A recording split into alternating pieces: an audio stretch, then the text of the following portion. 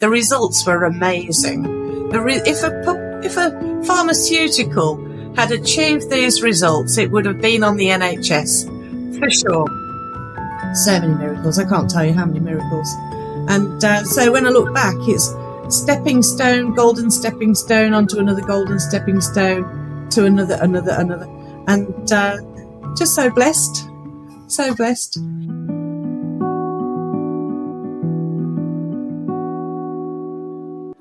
So if energy healing works, why is it not more widely recognised? A common response might be, well, where's the proof?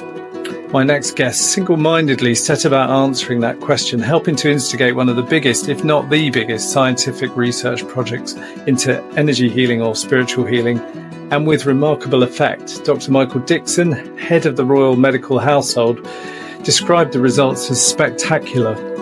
Sandy Edwards' account of her decade-long effort is available in a recently updated version of her fabulous and highly readable, informative book, Spiritual Healing in Hospitals and Clinics. If you want to read something that explains spiritual healing and show that it works, not just tell you it works, then this is one of the many reasons to buy Sandy's book. Tremendous to have you on the show, Sandy, and congratulations on the book and the whole project. Before discussing the specifics, how about you let listeners know how you got into healing? Well, I was originally on the quest to resolve psoriasis, which I had around the scalp, and nothing seemed to be available medically. Well, there wasn't anything. It's one of those medically incurable conditions, and I'd tried all kinds of complementary therapies. And then when I had a healing session, the healer said I should be a healer, and that would help the psoriasis. So I spoke to someone who gave me the details of the Healing Trust, which was then called the National Federation of Spiritual Healers. And there was a part one, the beginner's course, about to start, which in itself was a bit of a miracle because they were only offered once or twice a year and it was about to start. So I signed up. And when we were being taught, the tutor was talking about energies and colours and feeling this and feeling that around somebody's body. I felt nothing at all and saw nothing at all, completely unable to notice anything. So I just put my hands where the tutor told me to. And remarkably, the people that I was practicing on told me that pain had gone or that they felt this and saw that. But I was completely oblivious. So it was astonishing to me, really was. So when you get positive feedback, you have to carry on. So I did the 2 years course it was then, two-year training period. You're not training the whole time. So I did the training and there's a final panel at the end of it and I passed the panel. And on the way home, I thought, wouldn't it be good to have a healing centre near to where I live? There are voluntary healing groups. This is voluntary work. I was never expecting to earn a living, and I haven't ever. I've always been a volunteer, 25 years now, actually. Amazing how the time goes. But on the way home, I thought, I'll open a healing group, have a go, and found a couple of other people to do the paperwork or sign the paperwork. I did all the paperwork, and I got the money. So that was in 2000, opened up a voluntary healing group.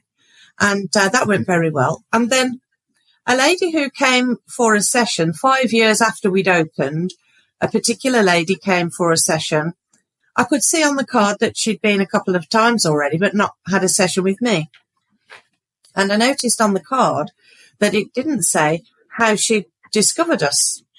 And so when I asked her, I was really taken aback that it was her consultant at the hospital who'd suggested she come. And he'd had some good reports already, apparently, but we weren't aware of that. And so I contacted this God man, and it was Dr Singh at Gastroenterology Department at Good Hope Hospital. I offered my services free of charge at the hospital for his patients, and I described the professional standards that the Healing Trust adheres to, the minimum training period, the code of conduct, disciplinary procedures, and the national curriculum and accredited tutors, just all of the professional standards that I thought must be in place for anybody treating any NHS patients. And I also mentioned to him about Angie Buxton-King, who was employed at University College London Hospital at the time as a healer, as a paid healer actually on the NHS, and also Ruth Kay, who was another NFSH or Healing Trust healer, working salaried healer in Leeds, so for the NHS. And he replied in positive terms, and we met, and straight away we were both keen to get this started, but the hospital took 1.5 years to make the decision to allow it. Don't know why that would be. And so I started in the August of, I think 2007 rings a bell. And I was giving healing sessions in a consultation room next door to Dr Singh. They would have their usual consultation with him, and he would suggest to people that they might like a healing session.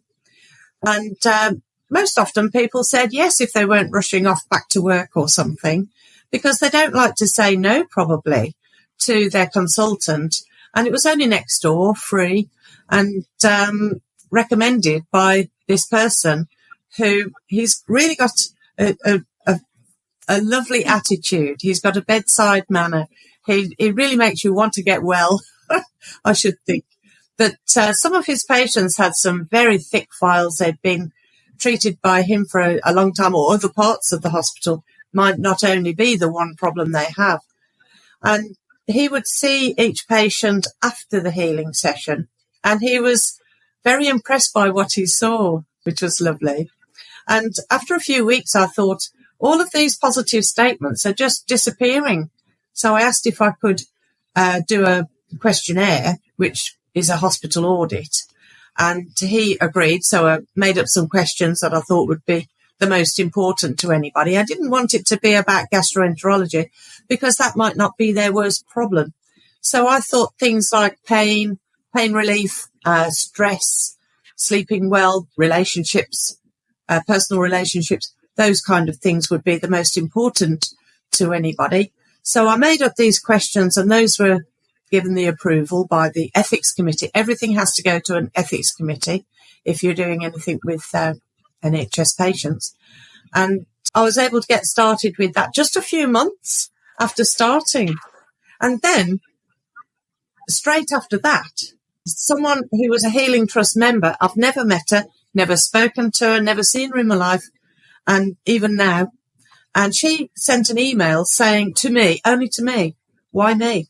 And she sent me an email telling me that the National Lottery had announced that morning that they're offering research grants to voluntary groups and non-profit places for projects that would help people and that people wanted, and that could inform and change policy and procedures nationally.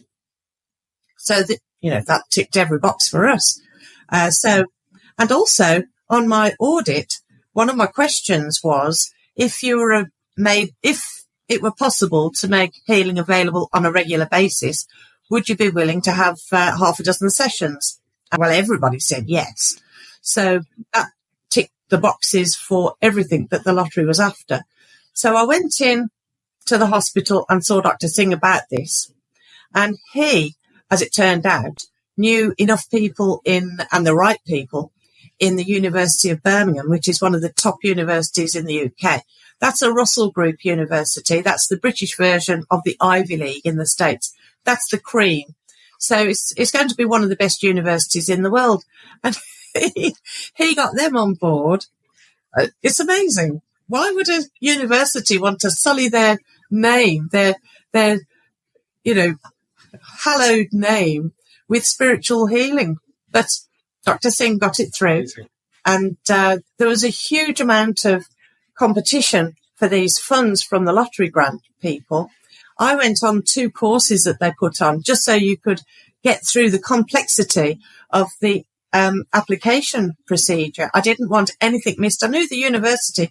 Well, actually, it wasn't the university that made the application. It had to be a charity or non-profit place. Well, as it happened, another miracle, Dr Singh was trustee of a medical charity in Birmingham that offered orthodox treatment alongside complementary therapies, and Healing Trust healers were part of the voluntary team that were giving the complementary therapies. And so he encouraged the Fresh Winds, it was called, to make the application. They agreed. So amazingly, we got the money, and that was £205,000. It's very expensive to conduct any research. So we got the money. I was surprised that the healers would be paid. I just assumed it would all be voluntary, but it makes sense to be on an official footing. But the pay was really tiny, and some of the healers had to travel quite a bit to get to the hospital, but we were all keen to get this project done. So, I won't go into the detail. It's in the book. Actually, while this was all happening, I started writing a book about this, and I thought nobody's going to read research papers, and if they do, they're very complex. So you need a guide to understand what's in the research paper. So I felt duty bound to write a book. That takes such a chunk of your life. Goodness. I had to self-publish, actually, because you can't tell anybody about the research because it has to remain a top secret until after the research papers have been published in medical journals. It's called a research trial. And I think that, to me, is like a criminal trial where none of the evidence can be in the public domain. It has to be taken by the court first. Otherwise, it ruins the case. And likewise, if the research information had got out into the public, then it might not have been taken and published by a medical journal. It would be rejected. So I had to self-publish initially. And so I didn't know anybody would ever buy a copy of my book. So I learned how to create the pages yourself with where the numbers go, where the indents are, what typeface, where the chapters begin, what they're all, everything. And the spine and the covers and what a lot of work. Anyway, when the research papers were both published, I was able to press the button for that to be published. And the results were amazing. If a pharmaceutical had achieved these results, it would have been on the NHS, for sure. Super drug, yeah. I mean, that's an amazing high-performance drug. Yeah. It's much easier for people to just take tablets. That's easier than going somewhere and having a half-hour session, just relaxing. But the researchers from the university commented that they were very surprised at the high level of uptake by these people to have the healing sessions. And the people who were on the trial either had IBS, irritable bowel syndrome, or inflammatory bowel disease, which is mostly colitis, or it can be Crohn's disease. And all three are terrible things to have. They affect every aspect of a sufferer's life. And it's miserable. It's really miserable. But for IBS people, there are no physical issues. There's nothing the matter with whatever inspections there are. There's nothing physically the matter with any of the tissues internally. But for the inflammatory disease people, yes. And so they can see why they've got such terrible symptoms. But the symptoms are real, just as real for the IBS people as for the colitis and Crohn's folks. But there isn't a medical cure for any of those conditions. So they ought to be interested in something that could help and that has no side effects. So maybe that's why there was such a high uptake. But then the researchers also commented that there was a very low dropout rate for a research trial. So people were really enjoying the healing sessions and they noticed the difference themselves. The people that spoke to me, the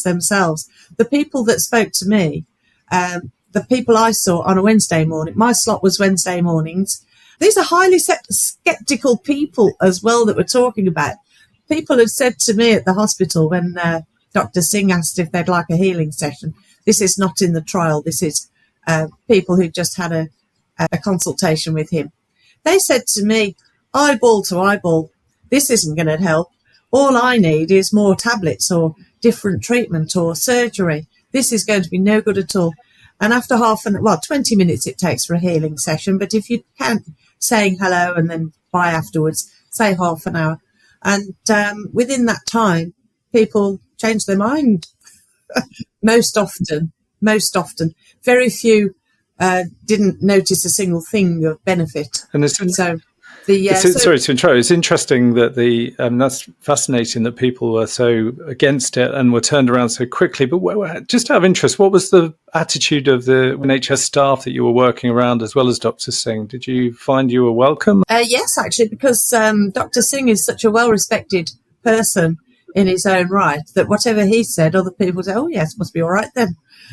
But the people who were on the reception desk and the nurses, they were hearing what these people had to say. And it wasn't long before they were encouraging people in the waiting room, why don't you have a healing session?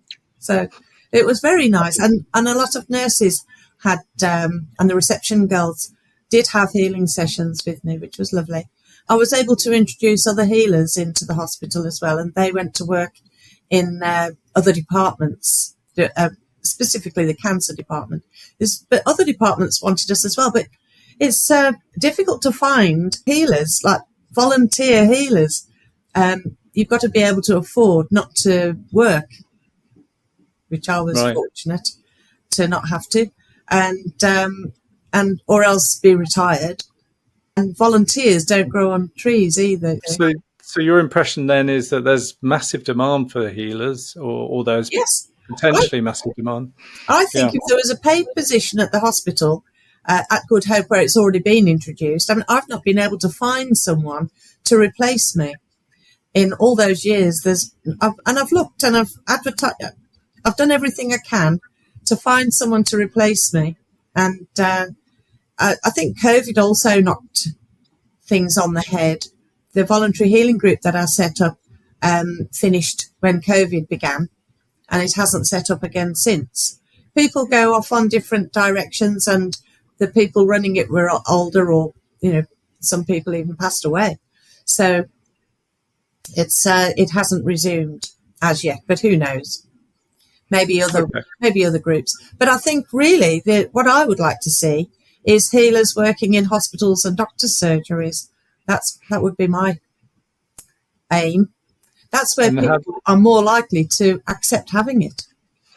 And how do you see that coming about if it is to happen? It needs to be advertised more freely in the media to start with, I think, and also the places like the Dr Healer Network and the Scientific and Medical Network. Yes, those sorts of places do have doctors on board who know that healing works. They're healers themselves in addition to their medical healing that they do, because it's all healing. It probably would be small beginnings, but if the media would pick it up, that would be very handy. When the trial first started, there was a big whole page in a national paper that was ripping it to bits, and they showed people lying down having so-called a healing session, but they got no clothes on. And, that isn't how it is. You're fully dressed. Keep your hat and shoes on if you want to. But it was totally misrepresented. And I got onto the paper after the research results were out to say, well, let's have a full page showing what the results were. But they wouldn't. They wouldn't at all. And I wrote off to all kinds of papers and magazines and TV networks, and only niche magazines would run stories. And they did big ones. They were very, very good. All of those are very big and positive, but didn't actually reach any of the nationals or radio, television. BBC News came along, and they did something. You get your BBC national news, and then there's the regional. So the regional came, and they did an okay job, but it didn't come across so well in the finished article on the television. But the television crew said, look, we need your leaflets to take back to BBC because so many people there would love to know about this healing. So the crew and the interviewer got the idea, but it didn't come across so well in the finished article. There's a strange situation, and you reflect it really well in your book. You get all these positive comments from doctors, from nurses, from the journalists themselves, and yet it's all a bit of a secret. Nobody really wants to talk about it. I even had a client who had a remarkable recovery, and I said, well, did you mention it to your doctor, who described the situation as a miracle? And she said, well, no, I couldn't say anything because it's not accepted. So there's this sort of, it feels like it's bubbling under still in the shadows and unable to come out. People assume that a doctor won't accept that. But I think they could be surprised if they did own up and say, it was a healer who sorted this out for me. I think they'd be surprised. But also, the more they hear it, the more they'll think, well, I ought to have somebody like that here. That was why Dr Singh wanted a healer or a complementary therapist of some sort that could help his patients, because these people had already received best medical care, and some of them had been treated by him as a specialist and other specialists and were still suffering. But some people that he'd seen for many years recovered just after the one healing session from me. Amazing. Yes, and for him to see it. Now, that for him to see that, that's something very different to most healers. Most healers don't have that, where a consultant witnesses that recovery themselves. They know that person. They know how likely that recovery is, and yet it happened in that short while. This is one of the reasons I have so much admiration for what you've done, is that so often spiritual healing, when it's discussed, there's two things. It'll be pseudoscience, so that is a word that people like to bandy around. Yet your study is very scientific and rigorous. Just read it and see how pseudo that science is. Secondly, people say, well, it's the placebo effect. That's why people are getting these benefits from healing. Well, those people in this study could have had the placebo effect for years from all the treatment, and yet they remain remarkable recoveries thanks to healing. Placebo effect seems very choosy if that's the case. Yeah. I don't think Lord Baldwin's story made it into the published book. Oh, now there was another miracle. No publisher will ever touch a self-published book. And yet, another miracle was that a publisher that I approached, well, I had an introduction to them, what turned out to be the largest publisher in the world in this genre. And they took a bit of convincing, actually. I did have another couple of goes at them. And then they did realise that they should publish my book. But getting back to your placebo point, what I wanted to mention, Lord Baldwin was a patron of the Healing Trust. And when he was young, he did a lot of heavy-duty sports that put a lot of pressure on his knees. Even though he was young, he was only late teens or early 20s, he was sent to every specialist. He was from a rich family, of course. He saw the best there was, and nobody could sort out his knees. And a friend said, why don't you go and see this healer that I know? And so he went to see that healer, and the healer was chatting about the state of the country or what his political views were throughout the whole of the healer was. So he wasn't even concentrating on what he was doing. And so Lord Baldwin, well, he wasn't Lord Baldwin then, but he was later on. And so he went home and his knees didn't feel any better. But I think that's how the story went. I should have reminded myself before saying this, that it's in my book. So he next day, he was right as rain, and he's been right as rain ever since. And I did meet him, actually. Anyway, that's another story. But he said that he had every confidence in all of those high-profile surgeons and medical doctors that he saw. But he had no confidence at all in the spiritual healer. And yet it was, so the placebo couldn't have been a part of his recovery. And that is also the case for these highly skeptical patients that I saw at the hospital. they didn't expect to have healing when they arrived at the hospital. The ones that came from Dr Singh, the ones who were on the trial obviously expected, but still. So coming back to the trial then, what was the situation that you found yourself in when you discovered just how good the results had been? Well, I was on the steering group throughout the whole programme. And so I knew what was happening behind the scenes, but I just couldn't speak about it because it's all secret. And there was the one steering group meeting where they showed the figures, and it was complicated to look at, really. The way it worked, we couldn't have a placebo because there have been healing trials where they had a placebo divided by a sham healer. So they were actors showing how to make it look. And but people benefited from the sham healers because everybody is a healer. I'm a healer. Everybody's a healer. The people I do healing on, they're healers, but they just don't know. They just didn't realise that they were. They still don't know, most of them. But everybody is a healer. It's inherent. It's a part of being human. If I can do it, anybody can do it. So it's just a method of training. And you do need to be trained properly. Otherwise, you can be taking on other people's unhelpful elements. If you feel down after giving a healing session, you've given away your energy, or else you've taken on their downness.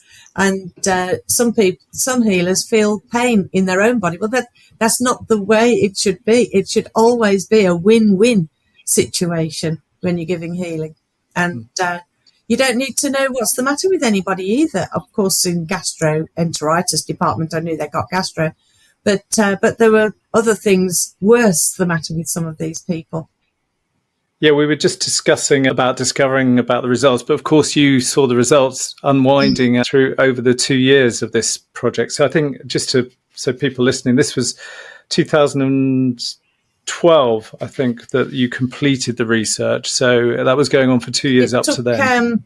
2 years to see all the people who were having the healing sessions, because they were having 5 healing sessions each, one each week. And there were 200 people on the trial. So it took 2 years.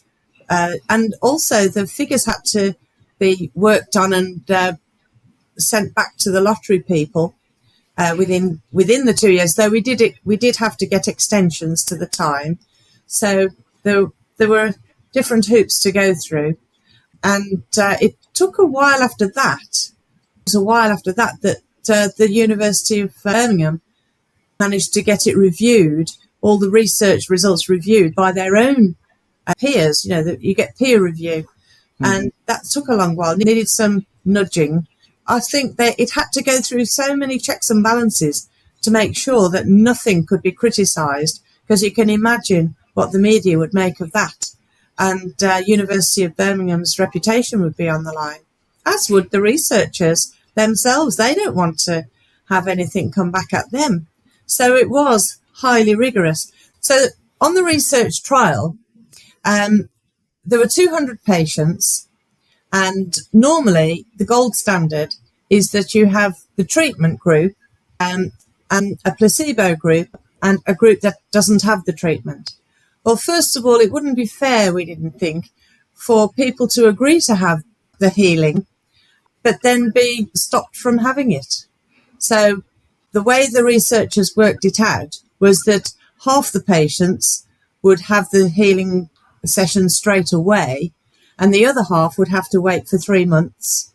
Then the group that started at the beginning, that had their healing sessions immediately, there was enough time available to see if they still benefited 3 months after I think it was 3 months after their last healing session.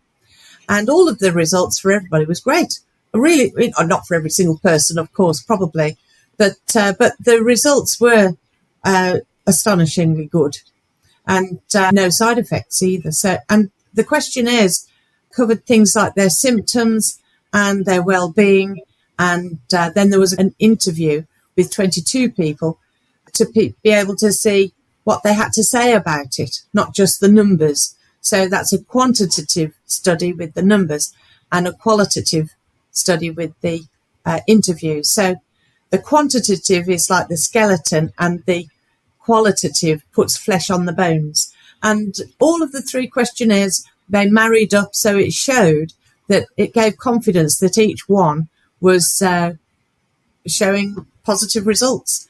And the people who waited for 3 months, we could now compare people who'd not had the healing with the people who had received the healing, and they were vastly better, the ones who had received the healing. And then once the people who waited had theirs, they bounced up to the same positive level as the ones who started straight away. So it was double confirmation that the results were correct. And of course, the 3 questionnaires all supported each other. So that validated all of the results doubly and triply. So it was really well done how they did it. Because when you have the gold standard, you're also supposed to have a placebo, but you can't have a placebo with something like this. You can't have a placebo for physiotherapy. You're either having physiotherapy or you're not. So they've managed to get that into the NHS. And so there has to be a method that is acceptable to the scientific and medical world for this kind of a thing. And in healing trials before, where they've used sham healers, so actors who've just been shown how to place your hands, then the people who received sham healing, so-called, they benefited almost as much as the ones with trained healers. So that's because everybody's a healer. And some of those sham healers did go on to train to be healers because they realised the benefit that they were providing to those people. And that in itself is a joy. Wow. That's amazing. One aspect of the book, you talk about the potential cost savings. So there's suddenly all these people who no longer need drugs or don't need lifelong treatment.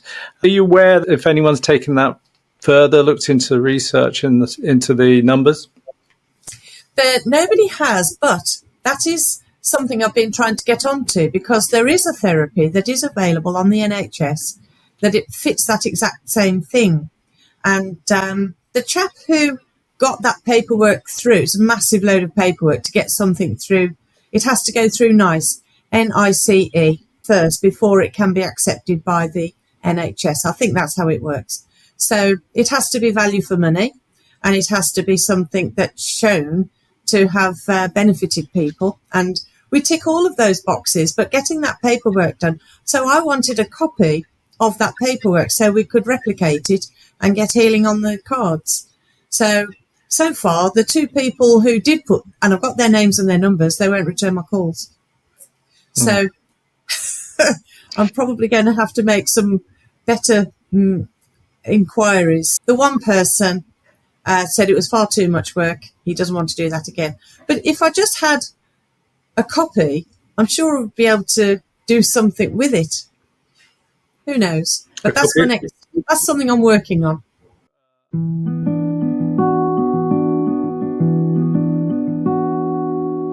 Another place that this journey took you was that before the House of Lords. Maybe you can tell us about that. Well, that was another miracle. I was invited by the All-Party Parliamentary Subcommittee for Integrated Health, and it doesn't exist anymore. But I was invited to present the results to that subcommittee, and I'm told that they have good sway. And I went along and gave the presentation. In amongst this, I had terrible, terrible public speaking issues. I had to heal myself because I couldn't even speak to a small group of friends. Reading from a piece of paper where all the words are easy and the subject's easy, I was a mess. I would meet myself coming back. The words wouldn't make sense on the page. But I knew I had to heal myself of public speaking issues to be able to get the word out to other people. How could I tell anybody? So when you've got a book published, you have to promote that book more than you ever spent time writing the book, which was colossal in itself. So you've got to be able to speak. And I still hadn't worked through all of those issues, not even now, really. But at least I can string some words together and make people understand what I'm talking about, which I couldn't do at all before. I'd just be a gibbering wreck. Oh, gosh, awful. But in the last few years, I think, really, I've made better strides. But I gave this... Andy, it's lovely listening to you talk. Please don't put yourself down like that. Keep going. Thank you so much. Thank you so much. Anyway, when I thought I'd done an okay job at the Parliament, but one of the people who regularly went to that meeting, those meetings of that subcommittee, she told me I'd fired the audience up. And that was very, very good of her. And it's very good of them to have made the journey to get there, because there would have been about 60 people, I think, in the audience. And it was a shocking, terrible weather, dreadful. And so they'd made their way across London or wherever, maybe over the road, to get to see me speak, which was very good of them. But it didn't come to anything. I thought that might have helped bounce something else, but it didn't happen. But I also was invited to speak at the Geographical Society, and I thought that might lead to something, but no. So it's just all good practice for when the big things occur. I don't know. So how has the response been to the second updated version of the book, Sandy? How are the sales going? I don't know really how well the sales are going. The number of sales I don't think has been massive, but then I'm just glad that anybody's buying the book. I didn't know that anybody would buy my book, so I'm just thrilled that they have. But the German publisher sold 1,800 copies in the first 5 weeks. Wow. That's a different publisher. That happened a few years before. And yes, wow. So they must be really up for it in Germany. And there was a German filmmaker who came over and made a film. Not just me, there were a number of really big names. I was very impressed with how many people he managed to get onto his documentary. Another filmmaker came who did a documentary for a niche television channel, pay for. So that it's all happening, but in niche areas. We need the big time, really. Yeah. I have written to Oprah Winfrey, but she hasn't written back. But so when you look back on the whole experience now, it's still unfolding, obviously, but this is something that's taken such a big part of your life for so many years, from the seed of an idea to getting the lottery funding to getting the researchers, etc., etc. How do you look back on this monumental achievement? Well, when people tell me it's monumental, I think, oh, well, I suppose it is really. But at the time, you just get on with it and you keep going and you do what you need to do. And yeah, it is really astonishing.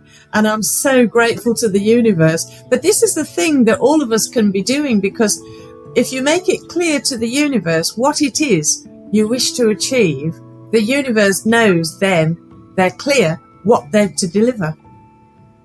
So I think you need to be passionate. That turns the key. And it's just a wonderful thing to be aware of healing. We're so lucky, aren't we, to know that this exists and it works. And it really does work. I've healed myself of so many different things. The worst, there's the public speaking. That was one. So it's mind, body and spirit. It's the whole, spirit is perfect anyway, probably. But mind, body and emotions are all getting fixed by healing. And we can heal anything and anybody and everywhere and everything. It's just within us. We are it. This is where the buck stops. It's us. So if we're unhappy with anything that's out there, it seems like out there in the world, if we heal the part within our own selves that's troubled by that thing that's out there, that's where we really need to focus. I went on to self-healing there, didn't I? But yes, we are it. The buck stops here. Heal yourself, heal the world. Yeah. And isn't it? I can't remember who said it, but be what you wish to see in the world. And it's a challenge. It's always a challenge. There's always a challenge going on in your life. I mean, if there's no challenge, there's no point being here anymore. It's your time's up. So if you're alive, there are challenges to be faced, and seeing them in the most positive way is where it's at. And that's hard at times, very hard. There's been in everybody's lives, there's something that's going to, make them stop in their tracks. And the one that really made me stop in my tracks was when my sister's baby died. That's what made me, emotion needs healing here. But I gave away my business and focused on what was a lucrative business as well. I just gave it away. And I left some money in the account to cover salaries and rent. And I gave it to someone who knew the business inside out. So that was me done. I'm off now. Focus on what's important. Healing, family. That's it. And that was what made me have enough time then. And luckily my business provided me with funds to be able to live frugally and managed to do all the voluntary work I've done. Hurrah! I think it landed, and that business landed on my lap. So many miracles. I can't tell you how many miracles. And so when I look back, it's stepping stone, golden stepping stone onto another golden stepping stone to another. And just so blessed. And all the different people that have come to the fore to make this all happen. So I don't believe that the universe or God or whatever you want to call can't have got this far without wanting this to mushroom, to become something big. Maybe it's ready now. I don't know. But I suppose it needs some energy behind it, and for me to be absolutely comfortable with speaking to big audiences and to famous people or whatever it is that can really get you nervous, to be able to be just as comfortable. You can do it, Sandy. You can do it. Oh dear. Oh, Dr Singh he was such a lovely person. He's like incredible. To put his name, his hallowed name on the banner of spiritual healing, so brave, so incredibly brave. It's good that you mentioned. He must have been so relieved. He must have been so relieved to see that the results of the research were brilliant. He was already, and he still does, offer mindfulness classes to his patients out of his own time on the hospital premises. They have to sign up for it, but they don't pay anything. It's just so that they are committed to doing it. And for him to devote his precious time like that is truly amazing. And people like him and Dr Michael Dixon, who so kindly, generously wrote the foreword in my book. I had known that he had a spiritual healer working in his own surgery, and that's why I asked him. I've never met him, but he agreed to write the foreword, and he did such a sparkling one. It was amazing. I took out some of the superlatives because I thought people will think I wrote this myself. Sandy Edwards' story is one of dogged perseverance on behalf of her patients. Her pioneering work is an example to us all. The results are spectacular. They're not necessarily surprising for those who have either witnessed or received healing themselves. While Sandy Edwards has taken science just about as far as it can go, her quest is underlaid by deep humanity and compassion. That, after all, is what healing is all about. When I picked up the email, because I was thinking, it's getting time to for publication, it's getting time, and maybe he's not going to do it. I've got to find somebody else. Well, once I picked up the email, I did cry. And the thing I was going to say about when the steering group, I was on the steering group, when they presented the results, I could see that there was a rise in the improvement of the people who were on the waiting list. They'd not had their healing sessions yet. And But it was only a small rise, but it was a universal rise across the board. And I said, can that be right? And they said, yes, even if they're not having any treatment, but they know that people are taking an interest, they improve. And I've devoted a whole chapter to the placebo effect, and that one is part of it as well. Fascinating. It's called the Hawthorne effect. I also remember the patients that had the full 5 treatments went on to show greater signs of improvement, which is a really interesting thing, because we're always asked as healers, how many sessions do I need? Is 1 enough? And you sort of say, well, yeah, probably, but it makes sense to have 4 or 5 if you can. And that's facts. That's putting meat on the bones. Well, for me, when I first went for healing, because this was before the healer who told me I should be a healer. So when I went for healing myself, I went for half a dozen sessions, and in each session, I enjoyed the session. It was relaxing. I wasn't aware of anything particularly.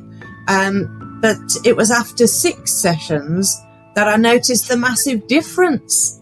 It had been so incrementally small that I hadn't noticed. And after 6 sessions, a deep fear that I hadn't even thought of. And if the healer had asked me what's the matter, I would have just said psoriasis here. I wouldn't have even thought of this deep-seated fear that I had. It was of being in the house on my own alone at night, that I would stay awake all night for fear of burglars or what have you. That had never happened in my life, and still not now. Touch wood, never does. But I could do all the maths and think how many nights, how many hours have gone by with never having had that issue. And it still didn't make a difference, because when emotions run high, logic has got no chance. That's why smoking, it's an emotional thing. There's logic, it's got no chance. And I know this because I was a smoker, and it's an emotional thing. It's the same as being addicted to eating or working or biting your nails. It's all emotion that's at play. And you can speak till you're blue in the face of the no sense in doing that thing. It's emotions where it's seated. So when I went for healing, I knew it had taken me 6 sessions to notice the difference, and I carried on going for healing because it was obviously making a big difference. It didn't actually solve the psoriasis. That's why I went to see another type of healer later on. So that's why when I became a trustee of the Healing Trust, I made sure it was in all of the paperwork, have 5 or 6 sessions. And that's why on the steering committee, I said it needs to be 5 or 6 sessions, and it needs to be only Healing Trust healers, so that it's that you're sure of the training and of the method that people are going to use. Of course, the researchers didn't think it mattered a hoot who did the healing, just get any old healers. But I think with a research trial, everything needs to be as free of anomalies as you possibly can. So even with Healing Trust trained healers, they're supposed to do just the way we're trained. Maybe they probably don't all. And so all you could say is they're all Healing Trust healers that treated all 200 of those patients. Maybe we should finish. I was going to ask you how it's changed your life, but I think we've covered that in so many ways. But maybe let's look forward, and if anyone's watching who's thinking about becoming a healer, what would you say to them? Do it. Yeah, do it. Yeah, everybody is a healer, and I would always recommend the Healing Trust for having the healer training. It's there are only a few places that have such high standards, and even if you only want to heal yourself and your family or your cat, you can do parts 1 and 2, and then you're equipped to do that. Once you go to parts 3 and 4, then of course you're gearing up for healing, offering healing to the public. If you've had a healing session from someone and you notice the benefit, then that tells me that you're a natural healer, and it is really good for you to use that facility for your own good as well as someone else's. The psoriasis for me has completely cleared up and gone. So it is medically incurable. So evidently healing has done that for me, and also the public speaking, and for a mysterious stabbing pains I was getting in the abdomen. No medical treatment was available for that. And I healed myself in seconds. I hadn't realised, I hadn't remembered to heal myself. And then when a moment I did during one of these attacks that were so painful, it disappeared out of my body. It just travelled backwards out of my body. I felt it go. Wow. And then I was able to have the wow factor that so many patients have expressed after a healing session with me and with other healers, not just me. And then I was able to really experience the wow, how can that have happened? And I was just having all of this euphoria that this pain had gone. And I felt it starting to come back into my body from behind. It was coming back in to my body, and I thought, wow, now let's get on to the healing. And I did the healing again, and it disappeared. It travelled back out of my body with a sensation of some sort, not pain, but I could tell that that's what it was. And so that disappeared back outside of my body, and I never once had even a slight anything after that. And that had been troubling me for enough months to have gone through the painkillers that didn't work and doctor's appointments that nothing doing there. And I was waiting for a scan to see if they could see what was the matter. And while I was waiting for the scan was while I did this self-healing. And I've healed all kinds of other different little bits and bobs. It's amazing. Healing is amazing. But great training is the way to go. Well, on that note, I think we'll say thank you very much, Sandy, for sharing your wisdom and your experience. And if anyone wants to read Sandy's books, we'll put the links down below. I think as a general book to introduce you to spiritual healing, it's excellent, let alone the crazy story of how this lady from the West Midlands somehow got a national lottery grant, and it ended up with this enormous study showing what we all knew as healers, that healing works. And it does. Yeah, definitely does. Oh, before the interview, you sent an email and you said possible questions. And one was, at the bottom, was how many healers does it take to... change your life? Yeah. And immediately I thought, none, because we all are the light bulb. We just need to switch ourselves on. That's it. We are all. So let's get on with it. The quicker we do, the better it is. Light everywhere in the world.